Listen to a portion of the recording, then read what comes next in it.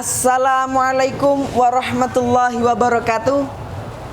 Perkenalkan, saya Asyafatul Ilah, mewakili SMK Syubhanwatan Tegarjo Magelang.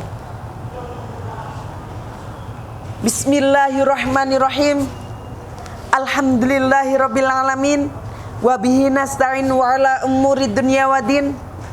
Assalatu wassalamu ala asyrafil anbiya'i wal mursalin wa ala alihi wa sahbihi ajmain, amma ba'd.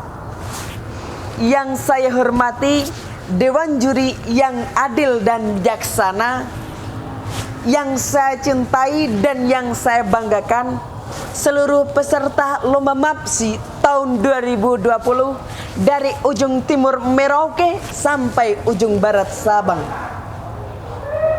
Awalan, marilah kita panjatkan puja dan puji syukur kehadirat Allah Subhanahu wa taala, Tuhannya seluruh alam, Tuhannya seluruh makhluk, baik yang spek dewa sampai spek jelata. Semoga kita mendapatkan rahmat dan taufiknya hingga kita dapat melaksanakan perlombaan ini meski secara virtual tanpa suatu halangan apapun. Salawat and salam always be presented to our Prophet Muhammad sallallahu alaihi wasallam, yang kita nantikan syafaatnya min yaumi hadza ila yaumil qiyamah. Amin amin ya rabbal alamin. Ahi-ahi dan ukhti-ukhti yang ganteng-ganteng dan yang cantik-cantik, pada dasarnya manusia memiliki hubungan horizontal dengan alam sekitar. Sudah menjadi kewajiban bagi kita untuk menjaga, merawat lingkungan di sekitar kita.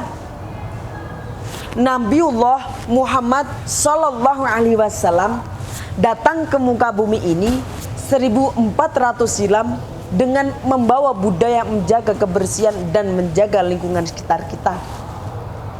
Jika tidak, maka apa? Maka Allah akan memperingatkan kepada kita melalui pelantara bencana-bencana alam.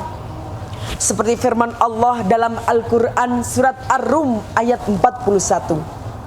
A'udzubillahi minasyaitonirrajim. Bismillahirrahmanirrahim. Dhaharal fasadu fil barri wa bahri, telah nampak kerusakan di darat dan di laut, seperti contoh kebakaran hutan, banjir bandang, tanah longsor.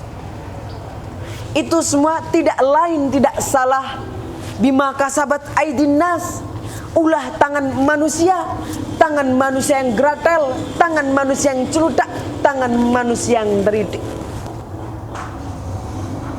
Itu semata bukan karena Allah benci terhadap manusia, bukan semata Allah tidak suka kepada manusia, tapi apa? Liyudhiqahum ba'dalladzi alimu la'allahum yarji'un, supaya mereka kembali ke jalan yang benar. Ahi-ahi dan ukhti-ukhti yang ganteng-ganteng dan yang cantik-cantik, ada satu hadis sahih yang artinya, apabila orang yang jahat mati, maka pepohonan, binatang-binatang kecil, perkotaan sampai perdesaan merasakan ketentraman. Itu yang membuktikan bahwasanya Islam sangat mengedepankan kelestarian lingkungan. Seperti Nabi yang telah berwasiat kepada dua sahabatnya. Mau tahu siapa, apa isi dari wasiat itu? Jadi Nabi berwasiat, ya sahabatku, hati-hatilah dengan dua macam kutukan.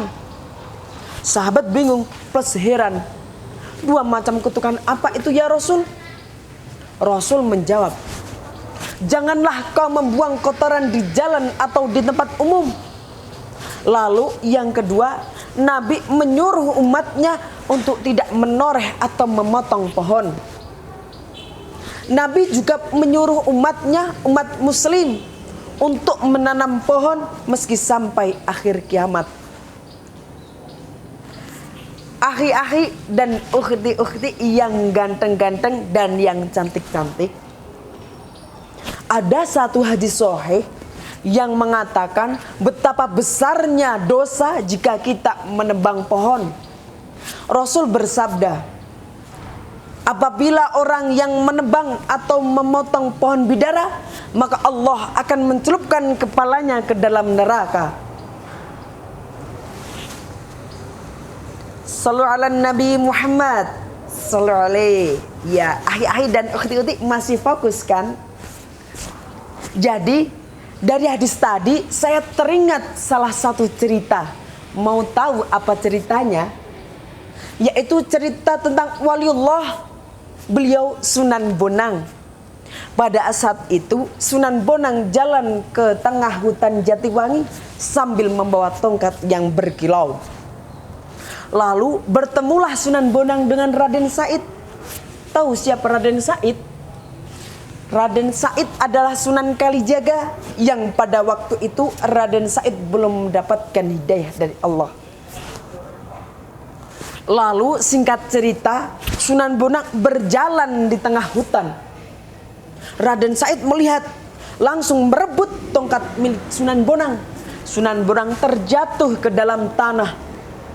Tiba-tiba Sunan Bonang berdiri. Dia menangis mengeluarkan air mata, tapi tanpa mengeluarkan suara. Raden Said bingung plus heran. Dia tanya, kenapa kau menangis Sunan Bonang? Ini ku kembalikan tongkat milik kamu.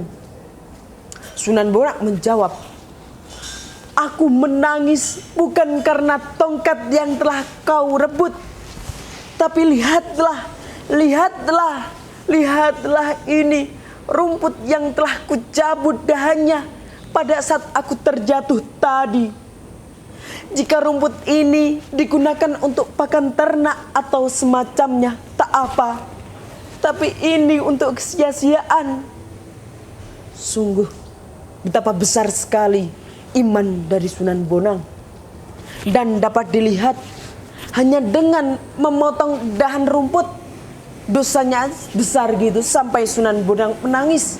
Apalagi lihatlah mereka, para elit politik, elit ekonomi negeri ini yang memotong pohon tanpa ada kegunaan, hanya keuntungan profit semata. Tapi ahi-ahi dan uhdi-uhdi yang ganteng-ganteng dan yang cantik-cantik, ada satu hadis sahih yang mengatakan betapa besarnya pahala orang yang menanam pohon. Rasulullah sallallahu alaihi wasallam bersabda, "Man ahya'al arda maitah," barang siapa yang melihat tanah yang mati, maksudnya tanah yang kering, tanah yang gersang, tanah yang kerontang. Sudah sepantasnya kita sebagai umat Islam untuk menanami tanah itu dengan pepohonan, dengan biji-bijian, dengan bebungaan. Supaya apa? Nampak tanah itu hidup dan memiliki nyawa. Kalau kita sudah menanami tanah itu dengan pepohonan atau dengan bunga-bungaan, maka apa? Falau fiha ajrun, dengan itu kita mendapatkan pahala. Belum lagi ya ahi-ahi dan uhti-uhti, nanti kalau tumbuhan dan pepohonan yang kita tanam tadi, wa ma'akaluhu, dimakan oleh siapa? Mawafi, yaitu binatang-binatang kecil, binatang-binatang liar. Falau fiha sodaqoh, dengan itu kita mendapatkan sodaqoh. Bayangkan jika kita menanam satu pohon, pohon itu tumbuh dan jatuh ke tanah, tumbuh lagi menjadi satu pohon, dan seterusnya. Betapa besar pahala yang akan kita peroleh hanya dengan menanam satu pohon.